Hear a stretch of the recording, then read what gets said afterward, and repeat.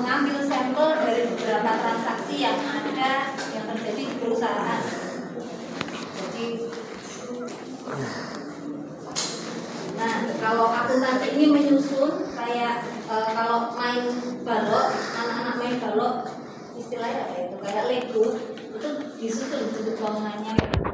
Nah, audit itu modal-modal breaking down all the information from laporan keuangan. Jadi benar nggak kasnya ini saldonya sekian, ini didukung oleh buku besar dan seterusnya sampai jurnal, sampai transaksi, sampai bukti-bukti yang ada, bukti penerimaan kas, bukti pengeluaran kas, seperti itu. Nah, untuk melakukan audit nanti kita juga akan relate dengan atlas yang akan kita pelajari. Sebelum dilakukan audit, auditor di KAP harus memahami dulu. Pertama kali kalau kemarin di pekan pertama ingat saya nyapa Mas Putra di situ. Ini kita akan mengaudit klien kan atau perusahaan. PT biasanya yang sudah publik ya. Mengapa perlu dilakukan audit?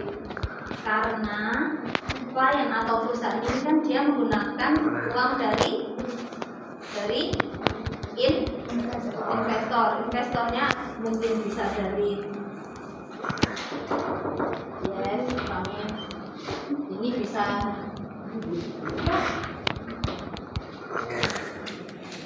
bisa dari bank berupa kredit atau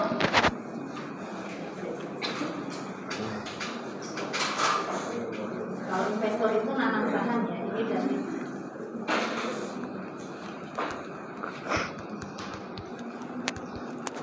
ini pemegang saham.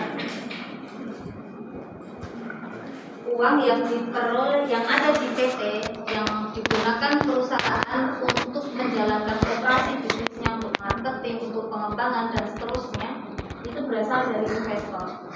Karena dananya sebegitu besar, nggak mungkin kalau dari orang-orang mungkin pemegang saham ada yang pemegang saham individu, ada yang pemegang saham entitas. Jadi kalau katakan perusahaan memiliki laba itu bisa ditahan atau bisa diinvestasikan. Oke, lanjut. Jadi uang yang ada di klien ini yang mengelola uangnya siapa?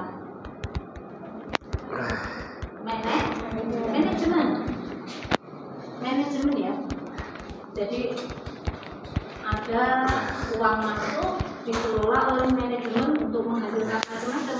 Nanti bisa menghasilkan produk, nanti untuk marketing, untuk research and development dan seterusnya. Nah, mungkin nggak manajemen menyalahgunakan uangnya ini? Mungkin nggak? Mungkin banget ya. Karena udah terima uang, mau dilaporkan kayak apa kan terserah manajemen. Nah, di sini pentingnya audit. Audit ini untuk menjamin kewajaran apakah uang yang diinvestasikan oleh mereka ini memang sudah sesuai dengan ya kalau untuk bisnis ya memang untuk kegiatan bisnis, tidak untuk malangi utang. Kadang kalau kita lihat di laporan posisi keuangan, kalau dulu disebutnya neraca, ini Mas Mbak bisa lihat kalau ini aset, sini utang, sini modal. Nah, komposisi ini kan yang pertama kali akan dilihat oleh investor. Ketika katakan ini asetnya 100, utangnya 50, modalnya 50. Ini mungkin investor akan ini gimana ya perusahaan ini layak untuk aku invest enggak ya? Lalu kita lihat lagi di laporan laba rugi. Ini ada pendapatan sekian, katakan, terus biaya. Ini saya secara simpel biar kalian ini laba atau rugi.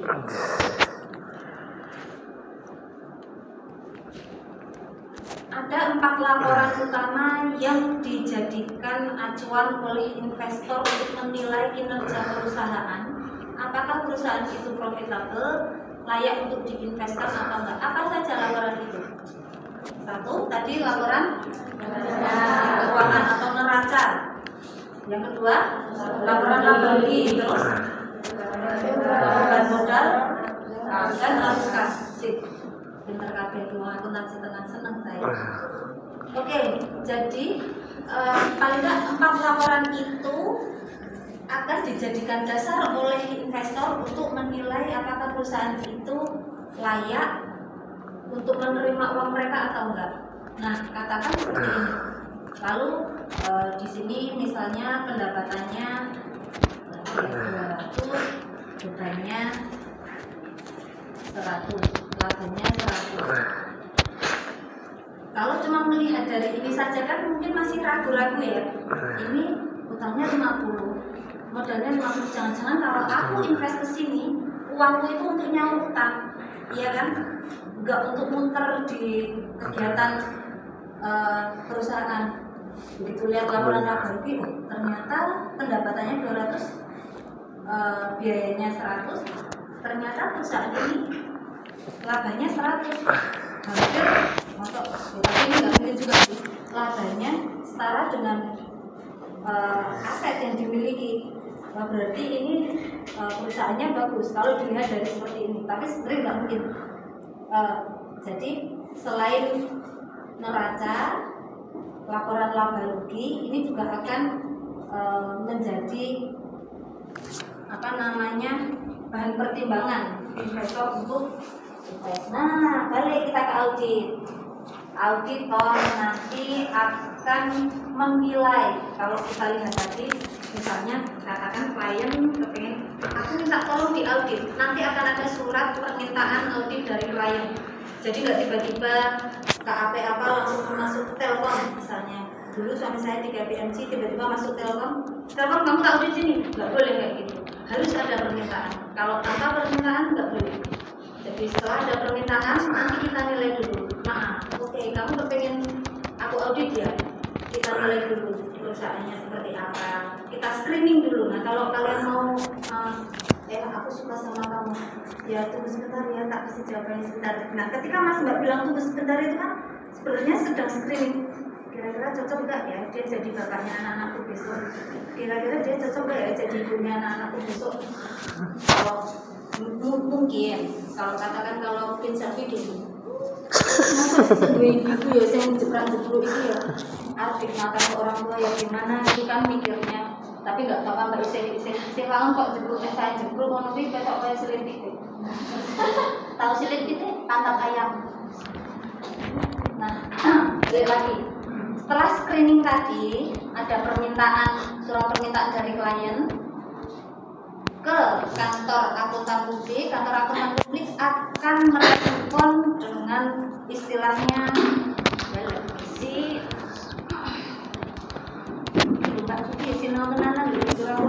ada yang mungkin beratasnya lebih berat dari saya.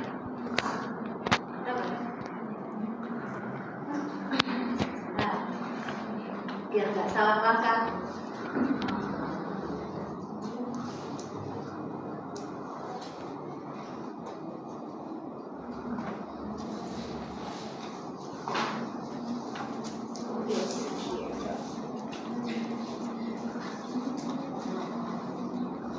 Oke, jadi tadi sampai screening ya. Lalu ada istilahnya rencana audit. Setelah kita menerima surat permintaan tadi, kita akan merencanakan audit. Oh, kita harus ngerti dulu tuh perusahaannya apa. Kita harus memahami bisnis klien itu seperti apa. Setelah paham, ini termasuk salah satu strategi audit ya Mas Mbak ya.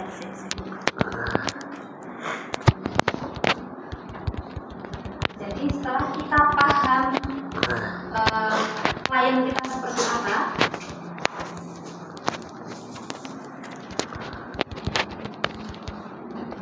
memahami bisnis klien.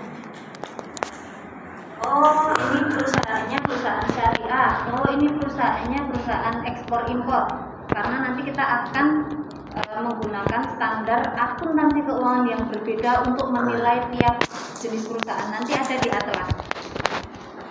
Nah, setelah memahami bisnis klien, bisnisnya seperti ini, ada yang mau ditanyakan di sini, maksudnya paham itu ngerti lokasinya di mana, juga ngerti siapa pimpinan perusahaannya. Jadi maksudnya memahami utuh gitu ya.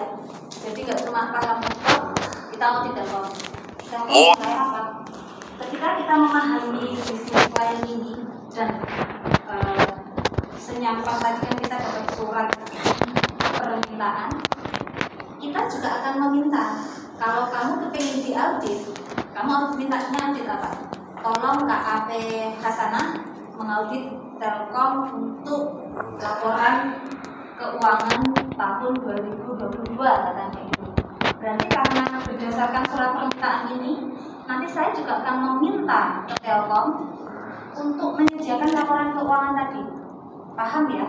Jadi tadi ada ini beneran penonton.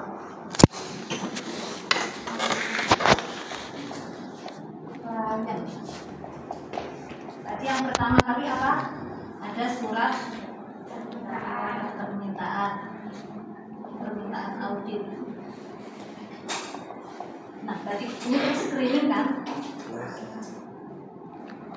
Screening ini ya termasuk memahami bisnis lain. Dalam memahami bisnis lain yang situ beneran orang silang nggak? Roda jejengat ya? Nah, roda pindah turun gitu lah. Nah, sambil screening ini permintaan auditnya apa? Katakan untuk laporan keuangan tadi tahun 2022. Bener, 2022. Ini bulan-bulan kayak gini auditor lagi rame. Kalau yang punya pacar auditor biasanya ditinggal dari Januari nanti sampai Maret. Dulu saya sebelum di Pinang sama suami 3 bulan nggak ketemu belas karena dia harus karantina di Bandung di Telkom Bandung. Bener nggak boleh keluar. Nah, di sini KAP akan meminta laporan keuangan ini tadi ke klien. Kita screening awal dulu. Kita lihat dulu laporannya. Jadi kita belum melakukan audit nih. Udah ngerti, kita udah paham. Oh, laporannya seperti ini. Nah, di sini termasuk ada prosedur analitis awal. Nanti dia akan membandingkan, karena nggak mungkin ketika saya launching tahun 2002 saya hanya dikasih 2002 aja. Tapi biasanya akan dikasihkan laporan audit tahun 2002 ini dan laporan sebelumnya. Nanti untuk perbandingan seperti itu. Analytical procedure itu kayak membandingkan. Oh, kok ini labanya tahun 2002 kok melorot banget? Kenapa ini? Oh, ternyata mungkin segmen konsumen di Telkom bergeser ke perusahaan satelit misalnya Indovision kayak gitu. Bu, Ya, boleh. kalau di tahap screening itu kan tadi katanya dari Telkom misalkan di situ memberikan laporan keuangannya. Kan di tahun yang sebelumnya sama sebelumnya ada perbandingan. Nah, mungkin nggak seorang auditor itu menemukan temuan-temuan mana atau temuan Mungkin, sangat mungkin sekali. Jadi ketika lagi screening ini tadi kalau dikatakan prosedur analitis ini tadi kan untuk melakukan perbandingan ya. Nanti misalnya ditemukan apa tadi kayak kesalahan major katakan fraud ya, kecurangan, itu auditor ini nanti akan mempengaruhi perikatannya. Jadi kalau misalnya ini kok ada minor fraud atau kecurangan atau kesalahan yang sifatnya kecil tidak material, itu nanti akan disampaikan, nanti kita akan materi hari ini. Nanti ini akan mempengaruhi bagaimana strategi dan program auditnya, Mbak. Nah,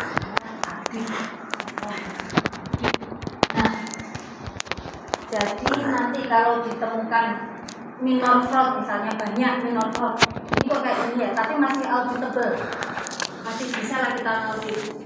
Nanti akan disampaikan ini kayaknya dari laporan keuanganmu yang terdahulu ada minor fraud yang tidak terdeteksi, yang kami bisa mendeteksinya, kami bisa melakukan audit di tempatmu nanti.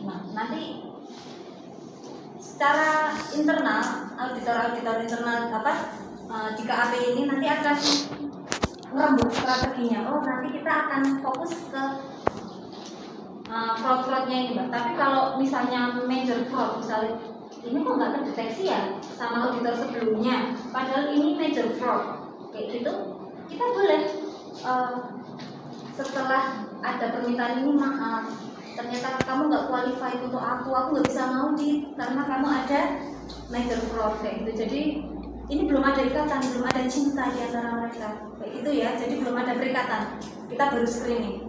Jadi kalau kayak Mas Mbak, mungkin dulu saya pernah didatangi cowok kayak gitu, kayaknya ini orang suka sama aku. Saya bilang ke bapak saya bilang ke orang ini, saya ini masih milik bapak saya. Saya bilang, Pak, kayaknya ada orang yang deketin aku. Ini beneran kejadian. Bapak saya ngulik lah tentang orang yang ternyata bapak tidak serp karena ada perilaku si pria ini yang membuat hati bapak saya terluka kayak gitu. Terus bilang ke saya, gimana kalau kamu nggak jadi sama dia? Wah, ya nggak apa-apa, saya belum cinta, maksudnya cuma ada tanda-tanda aja. Tapi setelah aku kuliah dia kelihatan kayak gitu. Jadi aku ya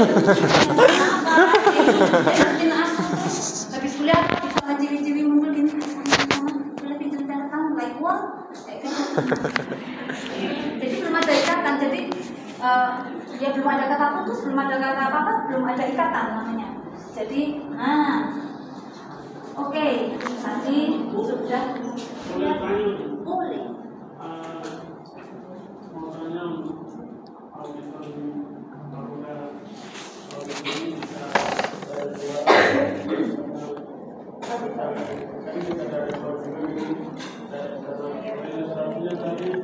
Misalkan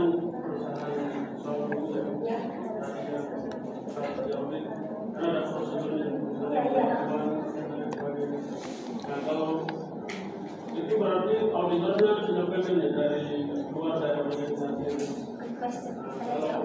Kalau apa di internal misalkan auditor dalam perusahaan bisa.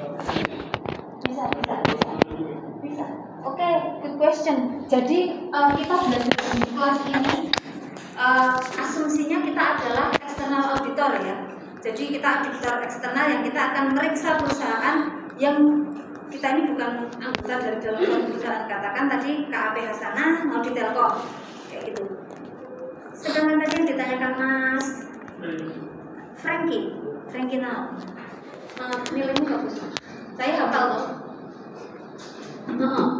Oke, jadi kalau yang ditanyakan Mas Frankie itu kalau auditor internal itu, jadi ini nggak apa-apa, tapi saya senang dengan pertanyaan seperti ini.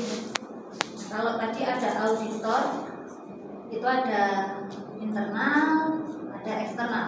Kalau eksternal ini auditor yang kerjanya di luar klien, di luar perusahaan, bukan bagian dari dalam perusahaan, bukan karyawan. Tapi kalau internal itu orang dalam perusahaan sendiri yang memang dia tugasnya ngaudit. Saya dulu adalah auditor internalnya UGM. Saya dulu pernah kerja di kantor akuntan internalnya UGM. Suami saya auditor eksternal di KPMG, salah satu Big Four. Pengurus anaknya, tapi sudah saya titip ke guru. Ini perlu cuit-cuit tadi.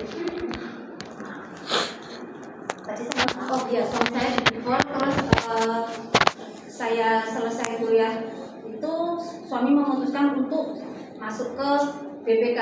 Jadi jadi auditornya pemerintah untuk audit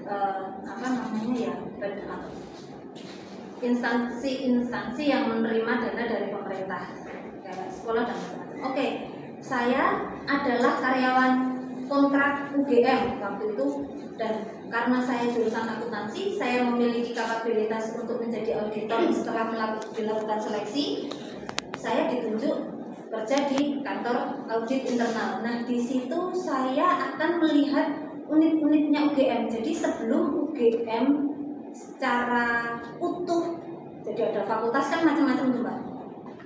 UGM laporan keuangannya diperiksa oleh auditor eksternal, katakan KAP Valentino misalnya. Itu jadi rektor kalau belum kan ya, rektor UGM.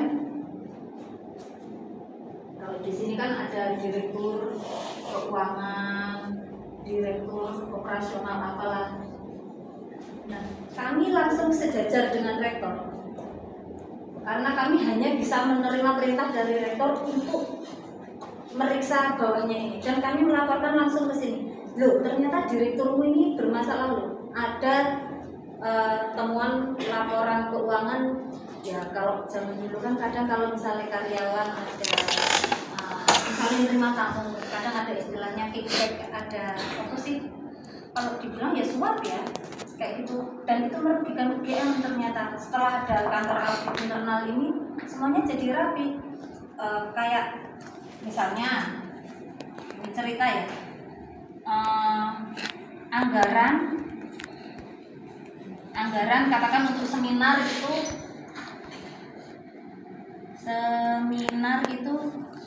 sebenarnya 10 juta, tapi dilaporkan ke direktur keuangan, katakan ini ada macam-macam bagian di bawahnya, minta dananya ke direktur keuangan 25 juta.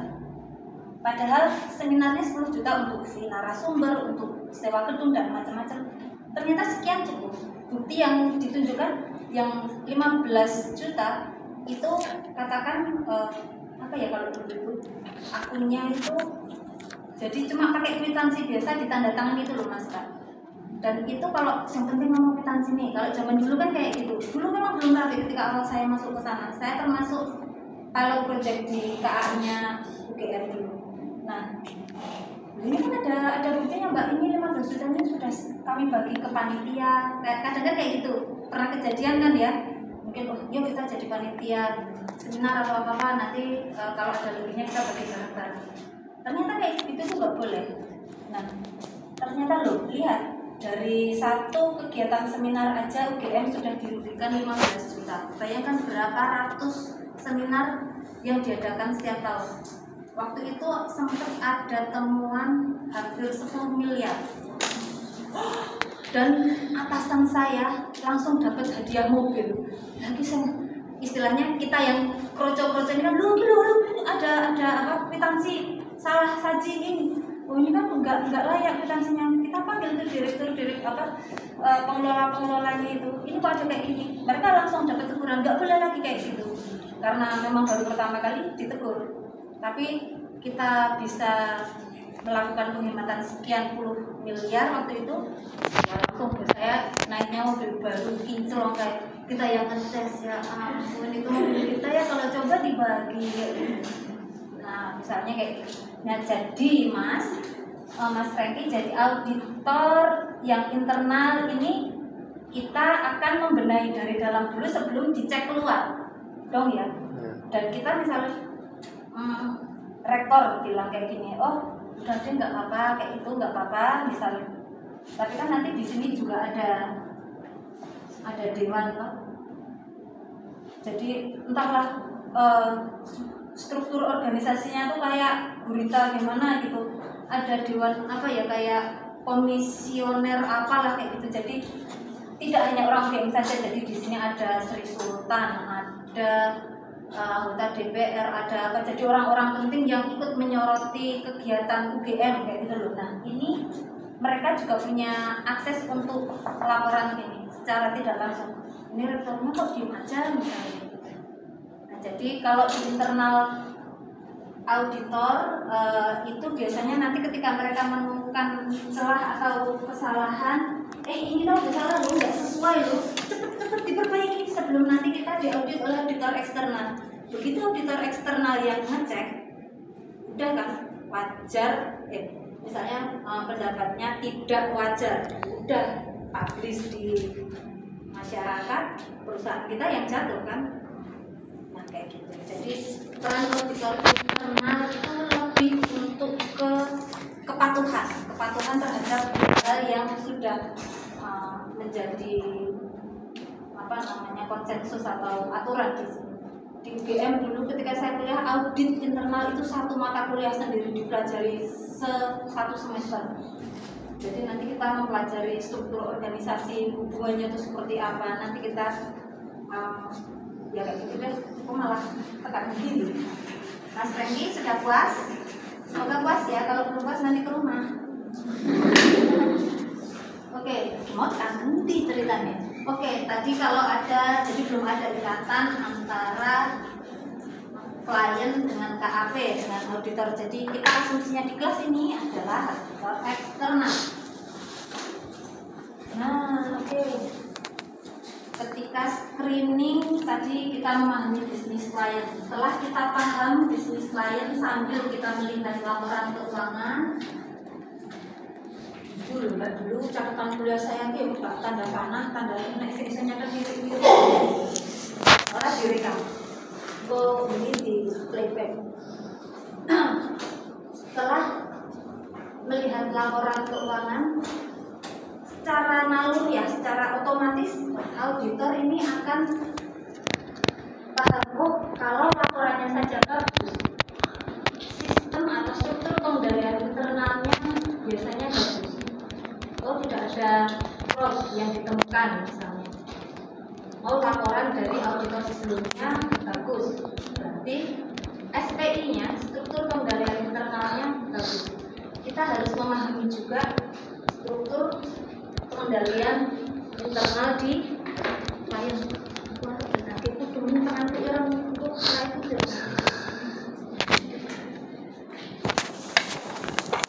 Lah sampai orang.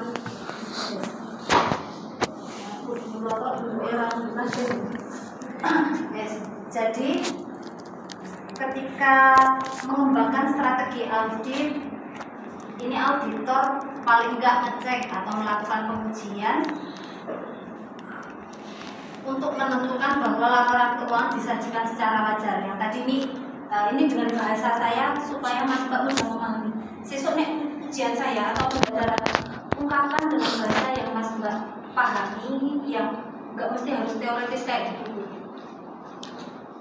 Oke, struktur pengendalian internal ini ada 5 elemen. Masih ada yang ingat? Nah ini Pak. Tadi ada yang bilang something. Tak tulisin. Ada yang mau menyebutkan 5 unsur sistem pengendalian internal. Nah enaknya buka boleh. Ada?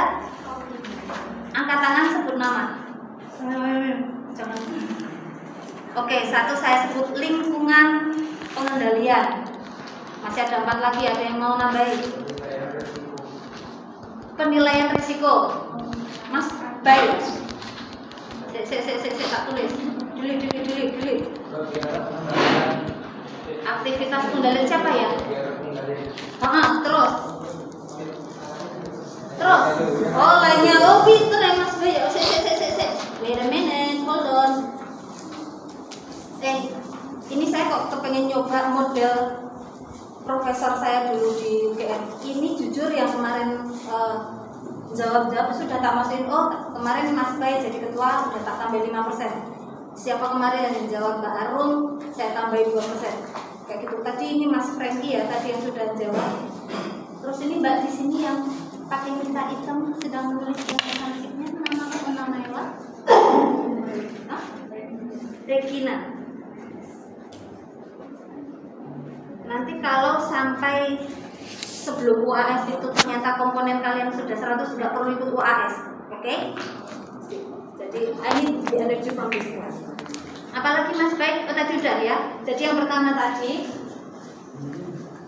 ini ada lingkungan pengendalian. Jadi kita harus tahu dulu kayak kas misalnya. Kas itu bagian dari aset. Kas ini harus dikendalikan nggak? Iya. Siapa yang jawab ya? Kenapa? Ya, kenapa?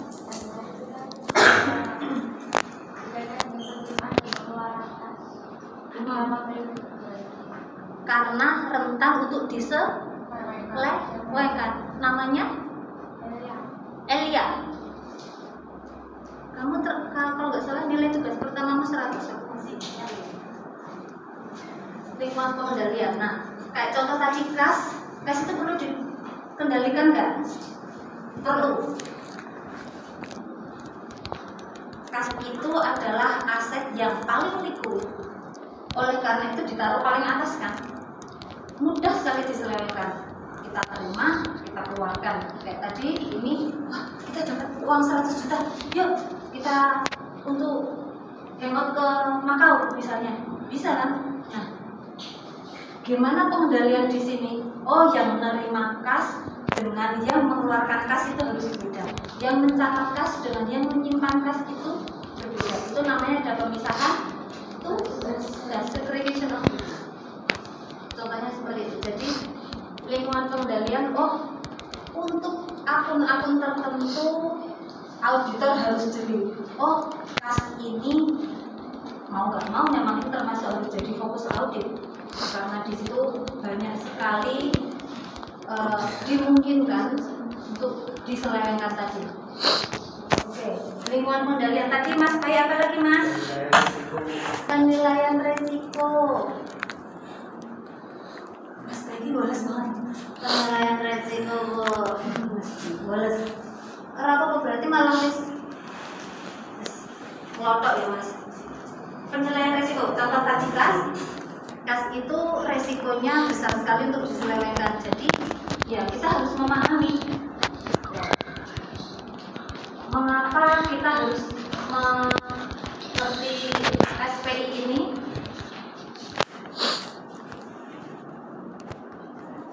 Struktur pengendalian internal untuk setiap akun yang ada di laporan keuangan tiap perusahaan itu beda-beda. That's why ketika kita memahami bisnis lain, oh ini bisnis manufaktur, oh ini bisnis trading perdagangan, oh ini perusahaan telekomunikasi, oh ini perusahaan Google. Kayak Google itu tentu asetnya itu akan beda dengan perusahaan pesawat. Aset yang berupa persediaan pesawat itu besar banget. Ada persediaan baling-baling, jangan persediaan capek gitu ya, baling-baling, persediaan modal, mulai ngeleh. Itu soalnya sedang ini wajah. Boleh minum loh, boleh ngemil. Beneran boleh kalau ada yang bawa cookies boleh, nggak apa-apa. Apa? Mau beli? Ya beli aja keluar sendiri bentar. Nggak apa-apa.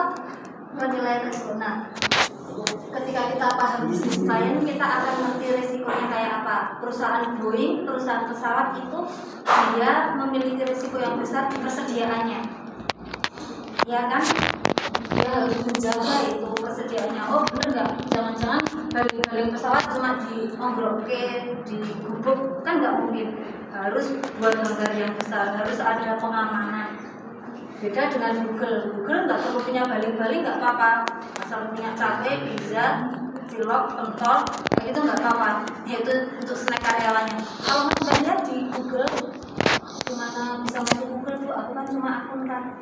Sekarang Mas Mbak, I stress out, kalian selain mengerti hitung-hitungan, mengerti basic akuntansi, pahami teknologi, karena itu akan jadi benefit yang ultimate lah ketika kalian akan lamar kerja. Kecuali ibu aku nggak usah lamar kerja, udah silakan itu ya silakan ikuti nasib.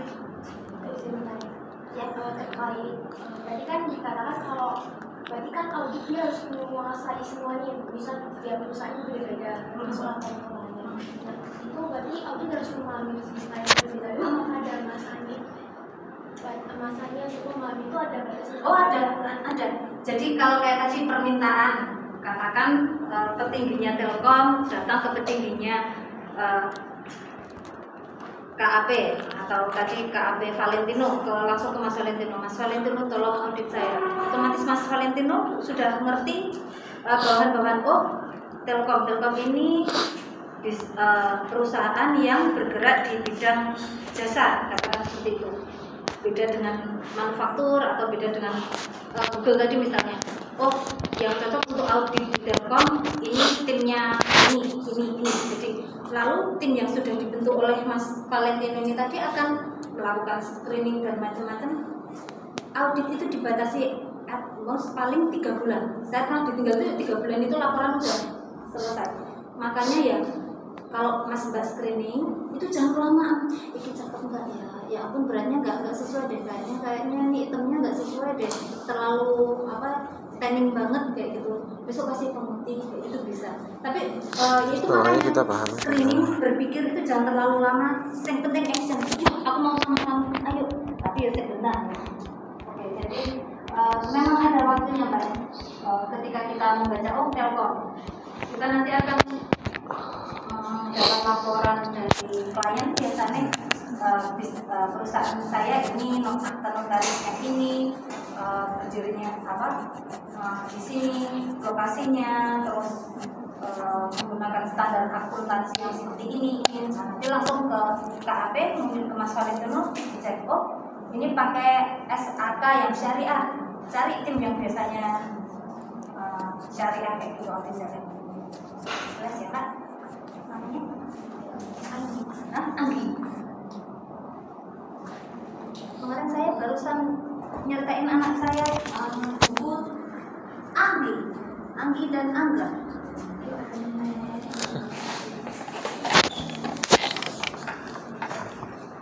Penilaian resiko. Lalu yang ketiga tadi apa Mas Bay? Kegiatan pengendalian. Aktivitas atau kegiatan pengendalian.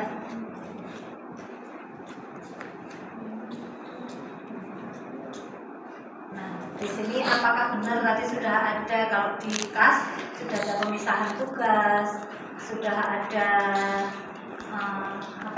kalau untuk pembayaran kas, apakah sudah ada permintaan untuk membayarkan kas seperti itu. Jadi dokumen-dokumen kayak itu harus kita scrutinize, harus kita cek benar-benar detail.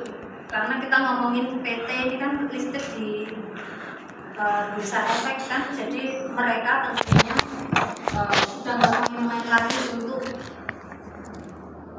mengelola kas, mengelola akun-akun yang lain. Karena semakin besar entitasnya, semakin besar orang-orang yang ada di dalamnya. Kayak gitu. Terus yang keempat ada yang tahu? Informasi. Ini wis jamaah ora tak tulis. Informasi dan komunikasi. And last but not least is terakhir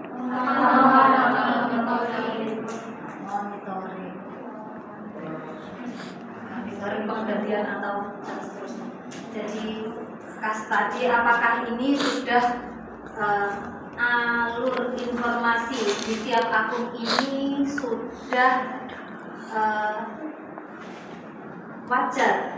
Katakan kalau kas ini sudah dilaporkan ke, ya tergantung struktur organisasinya, ke direktur keuangan, kemana saja informasi kas ini harus, apakah kas ini diteruskan ke bagian gudang, kan nggak langsung, pasti ada. Jadi informasi dan komunikasi untuk tiap akun ini juga harus dicek. Monitoring itu ya kayak pengawasan bahwa apakah kas ini memang sudah, itu tadi dari sejak awal sampai akhir sudah ada pemisahan tugas, sudah ada